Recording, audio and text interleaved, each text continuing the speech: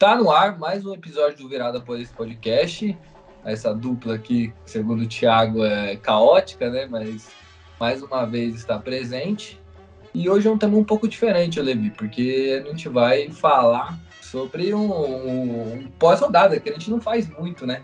Mas hoje aconteceu coisas muito diferentes. Primeiro teve um majestoso, que é uma coisa que a gente precisa comentar. Corinthians e São Paulo, na Arena do Corinthians. Acabou ficando 1-1. O Palmeiras não venceu, que é um negócio muito diferente, e o Santos foi o único paulista que venceu na rodada. Então é um pós-rodada aí diferenciado. E para comentar aqui comigo tem o Levisão. Se apresenta aí pra galera. Fala, rapaziada. Começar mais um episódio aí. Como o Guilherme falou, hoje é um episódio um pouco diferente, um pouco fora do comum, porque o Santos foi o único que venceu e ultimamente o torcedor santista sabe que isso daí era algo improvável. Mas aconteceu no Rio de Janeiro, aconteceu longe de casa, o Santos saiu com a vitória e os outros, infelizmente, tropeçaram na rodada. Vamos aí comentar o que aconteceu na rodada e vamos embora. Mas antes da gente começar a falar, né, a gente precisa ter uma conversa séria aqui, prestar contas para os nossos ouvintes aqui, porque vocês repararam que nessa semana nós tivemos apenas um episódio. Foi o episódio da semana, que fica responsável com o Gama e o Thiago, acabou não sendo gravado por motivos do Thiago deu um miguezão e o Gama nem se pronunciou sobre gravar o episódio. Então já tá errado aí. Então é hora do café com bolacha aqui, a gente vai falar uma coisa. Porque o Gama deu essa ramelada aí de nem falar nada e o Thiagão, né, mais um migué pra conta dele. E hoje foi outro também, porque estamos nós dois aqui, essa dupla sempre presente aqui para você. Raramente falta um dos dois aqui no episódio, mas dessa vez era para ter três, né? Era para ser eu, Levi e Thiago. Mas aí o Thiago falou para mim que estava muito cansado. Então, a partir de hoje, no Dia das Mães, eu e o Levi gravando aqui, a partir de hoje, nesse podcast, nós vamos rebatizar o Thiago. A partir de hoje, o nome dele é Thiago Cansado Baia. Porque ele tá cansadinho, né? Ele precisa descansar e não quer trazer o conteúdo aqui para vocês. Então ele fica aí falando que o Levisão come neve, não sei o quê. Agora tá na hora da gente falar a verdade aqui do Thiago Cansado Baia. Certo, Levi? Assinado aí pelo grande Guilherme Campos. Exatamente. Estamos aqui compromissados aqui para trazer conteúdo aqui para vocês. E vamos começar agora falando dessa rodada, depois desse café com bolacha, né? E o nosso Thiagão, o nosso presta atenção que ele te dando no Thiagão e no Thiago. Vamos falar agora sobre a rodada. Eu vou começar falando já do majestoso, o Levi, que foi o jogo que chamou mais atenção nessa rodada. Queria saber de você, o que você achou, primeiro, da atuação do Corinthians. O que você achou? Você achou que teve uma evolução? Eu vendo um pouco ali, vendo de olho no jogo do Santos, de olho no jogo no majestoso, eu achei que deixou um pouquinho a desejar, pelo menos, principalmente no primeiro tempo, né? Com certeza. Foi um jogo abaixo do Corinthians, mais um. Alguns jogadores estão muito abaixo.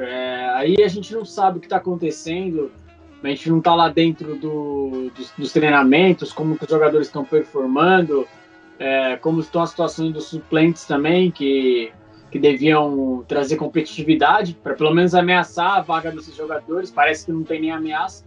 Alguns jogadores estão muito abaixo. Para citar principalmente o meio-campo do Corinthians, está muito sobrecarregado no Fausto Vera, que hoje demonstrou insatisfação, pelo menos em uns 3 lances claros ali, inclusive no primeiro gol do São Paulo. O Fausto ficou muito insatisfeito com a cobertura ali feita dos companheiros. Acredito que estava cobrando o Maicon. Então, foi um jogo que o Corinthians, mais uma vez, foi a campo e não soube ter soluções às respostas do São Paulo, porque o Corinthians tinha uma proposta clara, queria muito explorar o menino Wesley, que errou alguns passes sim, mas fez uma boa partida enquanto esteve em campo, saiu com cãibra no segundo tempo, mas fez uma boa partida enquanto esteve em campo. O São Paulo viu que o Corinthians estava querendo muito usar o Wesley como saída, desafogo, e acabou ajeitando aí essa marcação. Ele começou a ter um pouco mais de dificuldade, e a solução do Vanderlei foi mudar o lado, trocou o lado dele com o Roger Guedes, foi ali onde ele sofreu o pênalti. Mas fora isso, o Corinthians não teve assim alternativa ao que o São Paulo propôs, ao que o Dorival propôs. Ficou claro no Majestoso que hoje o São Paulo é um time mais preparado que o Corinthians e que só não conseguiu sair com a vitória, não conseguiu fazer mais gols pela limitação técnica dos jogadores, barrou às vezes na limitação técnica dos jogadores do São Paulo, mas o Dorival dá o norte para a equipe dele. O time do São Paulo tem treinamento, é um time aplicado, é um time disciplinado, é um time que sabe o que tem que fazer, enquanto o do Corinthians não sabe. E aí tá lá o Luxemburgo, mas naquela pegada motivacional dele e o stand-up na coletiva, né? E cheio de gracinha na coletiva, parece que o time do Corinthians está muito bem, inclusive. Mas, mais uma vez, o Corinthians é um empate que poderia muito bem ter sido uma derrota. Eu concordo com você. Acho que do Corinthians, que a gente pode destacar, que a gente pode mencionar, que o Lucha vem fazendo, é colocando mais os meninos em campo, né? E o Wesley, para mim, foi uma grata surpresa, né? Jogou bem, jogou com personalidade, sofreu um pênalti que eu achei que não foi muito pênalti, né? Mas aí é questão de opinião. Mas, assim, foi o desafogo do Corinthians no jogo, né? O Roger Guedes mesmo que faz o gol, não estava tão aceso no jogo, o Yuri Alberto muito menos. O Corinthians sofrendo muito. Tá mal. O Yuri Alberto... Faz tempo, né, que ele tá sumindo. Desculpa interromper o Guilherme, mas o Yuri Alberto tá muito mal. Aí é mais, como eu falei, alguns jogadores estão performando muito abaixo, e aí o Corinthians precisa de alternativas para isso, mas cadê as alternativas?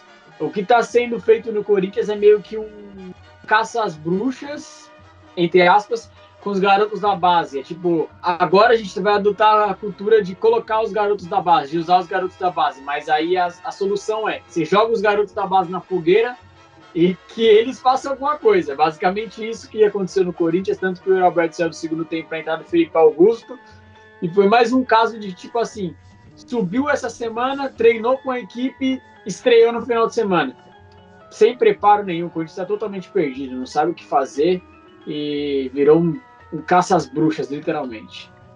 E aí que tá o perigo, né? Você ficar subindo moleque, que você falou, treinou na semana, subiu na semana, treinou, vai pro jogo, é um pouco perigoso, porque se o moleque não render, ele acaba meio que sendo queimado, e a gente viu isso acontecer muito recentemente no próprio Santos, todo o problema com o Ângelo.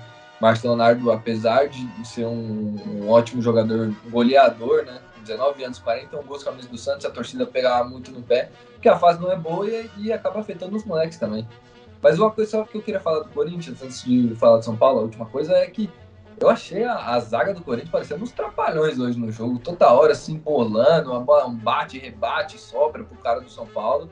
E o São Paulo acho que já sabia, né? Já esperava que o Corinthians iria muito abalado para esse jogo e explorou bastante isso. Eu achei legal o gol do São Paulo, de um jeito que eu falo que é um gol que o Gabigol sempre faz, é o gol do Gabigol. O jogador, a zaga faz o quê? Na hora que o cara vai para a linha de fundo, a zaga tem o costume de ir acompanhando. E aí quando o jogador para e espera a bola na entrada da área e deixa a zaga aí, ele fica livre. Foi o que o Michel Araújo fez. Ele parou e a zaga do Corinthians foi, ele ficou livre, dominou, bateu muito bem e fez o gol. Eu acho que a gente pode destacar do São Paulo, Levi, que para mim, que nem você falou, o Dorival conseguiu dar um jeito nesse time, é um time mais organizado, eu acho que é a principal qualidade do Dorival. Não é um time que mostra o melhor futebol do mundo, mas é exatamente o que a gente não estava vendo com o Rogério, um time mais organizado, um time que sabe o que tem que fazer e que a gente não via com o Ceni, porque várias situações com jogadores, ideias do Ceni não estavam batendo com o elenco que ele tinha. O Dorival conseguiu resgatar alguns atletas e principalmente a gente tem que falar do destaque da zaga do São Paulo ultimamente, que o Beraldo ganhando destaque, entrou até no nosso virada ranking nessa semana, o Arboleda, uma dupla muito boa ali. E, o São Paulo melhorou muito defensivamente. Não tem mais aquelas avenidas nas laterais, as laterais estão mais protegidas, apesar do Marquinhos ter feito... apesar do Rafinha ter feito o pênalti hoje, o São Paulo, para mim, merecia vencer esse jogo na Arena Corinthians, porque jogou melhor que o Corinthians. Era um time mais preparado e um time que sabia o que tinha que fazer. Só que parece que é uma maldição, né? O São Paulo, apesar de tudo, da fase do Corinthians vive, jogando melhor, não consegue vencer Itaquera. O Beraldo, para mim, foi o melhor em campo. Zagueiro de muita personalidade do São Paulo. É um grande zagueiro, tem um mercado muito grande. Eu acredito que o São Paulo vai fazer um bom dinheiro com esse jogador, porque o São Paulo sabe vender muito bem os seus jogadores. O Ajax já deve estar de olho já, né? O Ajax, o Ajax com certeza ele deve estar esperto com esse jogador. O São Paulo merecia a vitória. O sistema defensivo muito seguro, o meio campo também, que apesar de não ter nomes de muito peso, é um meio campo que consegue cumprir aquilo que o Dorival quer.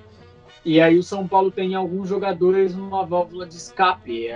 O Rato, que é muito criticado, é um jogador de válvula de escape também. Hoje não foi tão bem, mas é um jogador de válvula de escape. O Caleri é a principal âncora do São Paulo. A gente fez até um texto aí questionando se o São Paulo tinha uma Caleri dependência, se tem uma Caleri dependência, enfim. Hoje fez até um gol duvidoso, anulado, mas meio duvidoso, né? Porque foi um lance que muitos acham que foi falta, outros acham que não. Enfim, São Paulo de fato jogou melhor que o Corinthians em Itaquera, merecia a vitória. O São Paulo em vários momentos colocou o Corinthians contra a parede, ou seja, empurrou a linha do Corinthians para que o último homem esteja muito atrás. Às vezes o Yuri Alberto era o primeiro homem do Corinthians, só que não estava pressionando no campo do São Paulo, estava pressionando quase no campo de defesa, sendo o primeiro homem, o último homem, na verdade. Então, assim, foi uma situação totalmente atípica para o Corinthians, se encontrar sendo empurrado dentro de casa. Foi basicamente isso que aconteceu por bons minutos ali do jogo. E para mim o grande destaque da partida é o zagueiro Beraldo. Mais uma vez, é um zagueiraço. O São Paulo tem uma joia aí nas suas mãos e que não vai durar muito tempo em Cotia, no Morumbi. Com certeza, logo logo o São Paulo vai fazer dinheiro com esse jogador, que é um grande jogador. Triste que finalmente São Paulo achou uma dupla consistente, né, para sua zaga, que é o Arboleda, né, um parceiro decente para o Arboleda, né.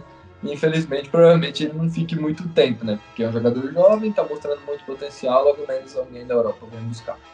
Bom, vamos falar do Palmeiras agora. Bom, para mim foi um resultado inesperado, porque todo mundo achava que o Palmeiras acabou de vir de 5-0 do Goiás, 4-1 do Grêmio em casa, vai pegar o Bragantino em casa, que não faz um campeonato muito diferente do que a gente viu das últimas temporadas do Red Bull Bragantino, né? Meio inconstante, empatou com o América, acabou de tomar 4-0 pro Cruzeiro. Então não é um time que a gente esperava que traria dificuldades para o Palmeiras, e trouxe, né, Levi? Trouxe dificuldade. O Palmeiras não se encontrou numa situação muito fácil ali. Você vê que até nas estatísticas o Palmeiras teve um grande domínio, mas isso não foi o que realmente apareceu você vendo o jogo. As estatísticas, às vezes, ela engana. Eu acho que nesse caso o Palmeiras enganou um pouco, porque após o Bragantino fazer o gol, teve uma oportunidade de virar o jogo no finalzinho, acho que o jogador Alejandro, e acabou não conseguindo virar essa partida. Mas alento aí pro lateral do Bragantino, Juninho Capixaba, que fez um golaço. Foi um golaço, acho que foi o grande destaque da partida. Em questão de highlight, né? Foi um golaço. A gente criticando o Everton, eu acho que essa bola é muito difícil de pegar. Não, foi um golaço, cara. Pra mim não tem nem como criticar o Everton aí. É mais mérito do jogador mesmo. Mas, enfim, o Palmeiras empatou, mas também eu não vejo como o fim do mundo. Para falar a real, assim, é um resultado que o Palmeiras dá o luxo de obter, sabe? O Palmeiras pode perder 2 pontos antes de casa com o Bragantino, sabe? Não é algo que vai atrapalhar o rumo do Palmeiras no campeonato. Então... vai recuperar, né? Até se você pensar que o Botafogo tomou a virada pro Goiás e perdeu, então o Palmeiras, que busca o primeiro lugar, que é do Botafogo atualmente. O Botafogo teve sua primeira derrota, né? Foram 5 jogos, 5 vitórias, agora o Botafogo perdeu, então, querendo ou não, o Palmeiras tirou 1 ponto de vantagem do Botafogo. Né? Exato. Então, não é algo pro final dos mundos, não. Gostaria de destacar 3 curiosidades aí, foram colocadas aí pós o jogo do Palmeiras e Red Bull. Desde que retornou à primeira divisão em 2020, isso daí é mais do lado do Red Bull Bragantino. O Red Bull Bragantino segue invicto contra equipes que defendem o título do Campeonato Brasileiro do ano passado. Em 7 partidas, são 6 empates e 1 vitória. Então, isso mostra que o Red Bull é um time casca-grossa. Assim, um empate dentro de casa com o Red Bull não é nada para que seja feito um protesto nas redondezas da Barra Funda. A segunda estatística é o Arthur marcou seu primeiro gol jogando dentro de casa pelo Palmeiras. O atacante não tinha balançado ainda as redes pelo Palmeiras aí como mandante. Os gols do Arthur foram os 2 gols que o Arthur fez pelo Palmeiras, eu acho, foram anotados como visitante. Mas é importante também, lei do ex, lembrando que o Arthur jogou no Red Bull Bragantino. Arthur é um jogador muito importante para o Palmeiras, eu vejo com uma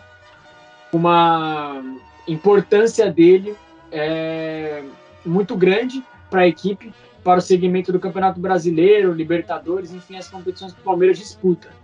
Então, o Palmeiras tem elenco, o Palmeiras tem grandes jogadores no ataque, é óbvio que vão sempre revezar, vão sempre ter jogadores, mais jogadores brigando por uma posição, o próprio Arthur, às vezes o Flaco, às vezes o Breno, às vezes Hendrick, Rony, tem muitas opções ali, ainda mais os garotos da base, que vira e mexe aparece algum garoto talentoso no Palmeiras também, mas eu acredito que o Arthur ele pode assegurar a vaga dele como titular e pode ser muito importante para o Palmeiras, é um jogador muito, muito bom e que é bom a gente ver que ele vem atuando melhor depois daquele começo que o Abel foi escalando ele numa posição que não era melhor para ele, que ele não estava se sentindo muito confortável. Mais ou menos de meia, né? Era meio esquisito ali a posição. Era meio esquisito, ele não estava muito confortável e agora ele está jogando numa posição que ele se sente mais confortável e o resultado disso daí são atuações melhores dele. 1 ponto para o Palmeiras e segue o jogo, nada desesperador. Nada desesperador, acho que você destacou muito bem os atacantes do Palmeiras e acho que todos vivem uma boa fase, né? O Rony que voltou agora de lesão, mas como você falou, o Flaco estava entrando fazendo gol, o Hendrick entra, faz gol, o Arthur chegou agora no time e já faz gol, o Dudu também acho que joga seu melhor futebol na temporada agora. Então o ataque do Palmeiras está muito bom, o Palmeiras, não é à toa que ele vem de 2 goleadas, fez 10 gols em 3 jogos, é um número bem expressivo, né? Então, esse empate do Palmeiras, ele é, que nem você falou, nada desesperador. Acho que o Palmeiras vai recuperar esses pontos e, querendo ou não, tirou 1 ponto com o Botafogo. Bom, vamos agora para o último jogo da rodada, que, por incrível que pareça, o Santos venceu fora de casa. E aí, Levisão, queria falar uma coisa que, assim, todo mundo achou que o Santos não tinha presidente, né? Pela omissão de Andrés Ueda, mas sim, o Santos tem. E o nome dele é David Washington, o presidente, moleque de 17 anos, faz o 2º gol consecutivo, o 2º gol como profissional. Golaço, joga muita bola, uma categoria impressionante para bater na bola nesse gol contra o Vasco, e deu essa vitória para o Santos. Ele tem para dizer para nós. Eu gostaria de subir, ser o agente do caos, já que o Guilherme vai fazer a forma do agente do bem, eu faço a forma do agente do caos. Principalmente na estatística, mostra que o Vasco teve grandes oportunidades, né? O Vasco teve muitas oportunidades, pelo menos estatisticamente mostra que o jogo esteve em condições de o Vasco conseguir um resultado melhor, talvez um empate ou talvez até mesmo uma vitória. A gente pode até notar nesse dado pós-jogo aqui que o João Paulo dos Santos fez 9 defesas contra o Vasco, o maior número de um goleiro em um jogo que não sofreu gols no Brasileirão desde o Cavicchioli do América Mineiro contra o Fluminense em outubro de 2022, com 10 defesas. Então, foi um jogo que podia ter sido melhor para o Vasco. Então, eu acho que o Santos sai com esses 3 pontos que devem ser muito comemorados, muito mesmo, principalmente por esses dados aqui que eu acabei de passar. Não foi um jogo nada fácil para o Santos. Teve também sua certa polêmica de arbitragem, que teve um lance duvidoso, mas nada apaga aquilo que o Santos conseguiu fazer no Rio de Janeiro, conseguiu sair com os 3 pontos. No final é isso que importa. Lucas Lima parece que nasceu para jogar no Santos. A gente vinha criticando ele, hoje ele fez a jogadaça do gol, ele começou ali, ele criou, e parece que no Santos ele joga bola, é onde ele quer jogar, ou sei lá, ele só joga no Santos. Tem jogador que só nasceu para jogar em um lugar, que não dá certo em outro lugar. Ele dá certo no Santos e não dá certo em outro lugar, mas no Santos ele joga bola. E aí ele conseguiu mais um bom jogo hoje. Destaco principalmente o David Washington, o presidente, como diz o Guilherme aí, o golaço dele. Cara, não é muitos atacantes veteranos do futebol brasileiro que tem essa calma para receber uma bola daquela, em vez de você tentar cortar, tentar driblar. O menino fez o mais simples ali, que foi ajeitar o corpo dele. A leitura corporal dele foi muito boa. Ele ajeitou o corpo dele, onde ele conseguiu ganhar mais ângulo de chute e conseguiu colocar com a chapa meio ali, parte interna do pé, no canto do goleiro. Cara, foi um golaço, cara. Foi um gol, assim, de uma dificuldade técnica muito grande, assim. Eu não diria 100%, mas eu diria uma boa parte dos atacantes brasileiros não tomariam aquele tipo de decisão, não fariam aquilo, e o menino, eu acho que ele teve uma calma, uma calma que não é comum para a idade dele, de 17 anos. Então, é mais um jogador muito especial vindo da base do Santos, e há quem diga que dos últimos atacantes aí que o Santos produziu, que vem produzindo alguns atacantes, não que sejam extraordinários a nível mundial, mas que no Brasil rendem, no Brasil são bons atacantes, que o Santos vem produzindo. Esse garoto dizem ser o melhor, dizem ser pelo menos o mais técnico fora da área, o melhor com a bola, o melhor que tem ali a noção de passe, de espaço, de drible fora da área. Talvez não seja o melhor em faro de gol. Acredito que o Marcos Leonardo tem mais faro de gol do que ele, assim, dentro da pequena área, dentro da área, e mais forte também. Mas é um garoto muito, muito especial. Mais um. E aí quem estava perguntando, o Santos tem reposição para o Marcos Leonardo, o Santos não sei o quê, o Marcos Leonardo vai ser vendido, e é um desespero, e vai começar a nova apocalipse na Vila. Calma, calma, o presidente está aí, o moleque vai vestir a camisa e vai representar muito bem aí a nação santista dentro de campo.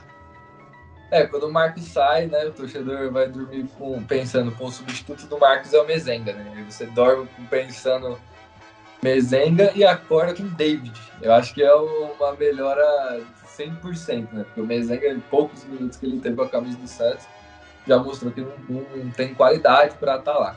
Acho que é mais questão de número mesmo que o Santos trouxe, para não botar toda essa responsabilidade no moleque, mas o moleque correspondeu.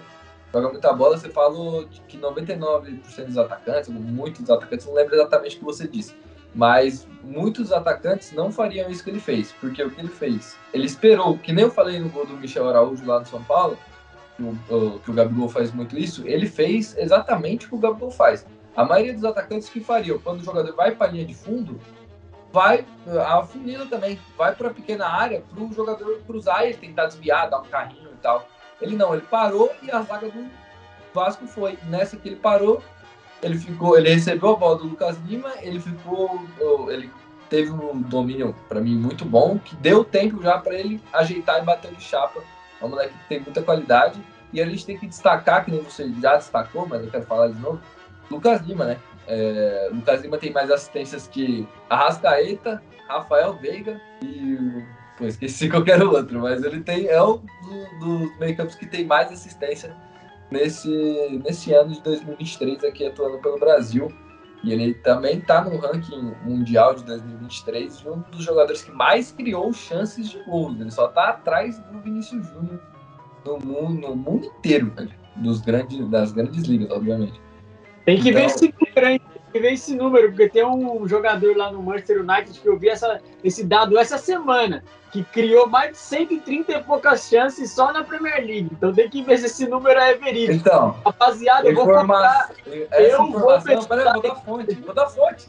Eu vou pesquisar esse número aqui. É do Futirinhas. Eu confio nele. Ele é bom. Ele traz boas informações. Se não for, eu concordo com quase tudo que o Guilherme falou, mas esse final aí, esses números, rapaziada. Que ele não seja o segundo, mas 45 chances criadas, sendo que ele jogou de fevereiro pra cá, é muita coisa, ainda mais nesse time do Santos, que não é grande coisa, né? Porque basicamente a criação é ele e pronto. No máximo, o Dodge ajuda bastante, que é uma outra grande surpresa, vem jogando muita bola, hoje foi um pouco mais discreto. Porque o Santos teve um jogo, como você falou, o Vasco dominou as ações completamente, mas a estratégia do Odair é essa. fora de casa ou contra um adversário que é mais forte que o Santos, até dentro de casa, o Santos vai esperar, vai dar a bola, vai se defender, vai tentar puxar um contra-ataque, uma jogada e fazer o gol, vai jogar por uma bola. Pô, deu certo. Às vezes não vai dar certo, como não deu contra o Grêmio, mas deu certo hoje contra o Vasco, e aí o Santos já chega a 10 pontos, e aí cada vez mais, se continuar nessa atuada, mesmo que não consiga sempre vencer, óbvio, não vai vencer sempre, mas às vezes colar um empate em jogos que talvez a gente não imaginaria que o Santos conseguisse. Nessa forma, depois de muito, muito tempo, o Odair conseguiu dar uma cara para esse time. Mostrar que esse time pode ser competitivo, como foi contra o Bahia, jogou muita bola, mostrou que pode sim fazer um jogo bom, um jogo dominante, e também mostrou que fora de casa vai ser isso aí. Se defende, tenta puxar o contra-ataque e fazer um golzinho ali. Foi o que aconteceu no gol do David. E o Santos segue firme aí para a temporada. Agora vai pegar o Bahia de novo na Copa do Brasil. Então, provavelmente, o episódio do meio de semana será Copa do Brasil com o Thiago Gama, eu acho, né? Vamos ver como é que vai ser a disponibilidade deles. Mas eu acho que é só, né, Adelizão? O que você tem alguma coisa para acrescentar? Se não tiver, já pode se despedir. Rapaziada, mais um grande episódio, não tenho nada para acrescentar. Acho que a gente passou a régua aí nos principais pontos. Então, mais um grande episódio. Espero que vocês tenham gostado. Reitero sempre que sigam a gente nas redes sociais. Agora a gente também está no TikTok, estamos produzindo conteúdo lá, principalmente por Reels. Estive tentando trabalhar esse ponto aí para que cada vez fique melhor. Quadros mais interessantes para vocês verem, compartilharem também com seus amigos, familiares. Então, gostaria de agradecer vocês por seguir a gente, por gostar do nosso conteúdo, de qualquer forma aí poder contribuir. E espero você no próximo episódio. Provavelmente aí no próximo final de semana estarei de volta aqui no podcast que eu tanto amo participar. Então, muito obrigado e até a próxima. É isso aí, Levisão sempre veste a camisa do Virada.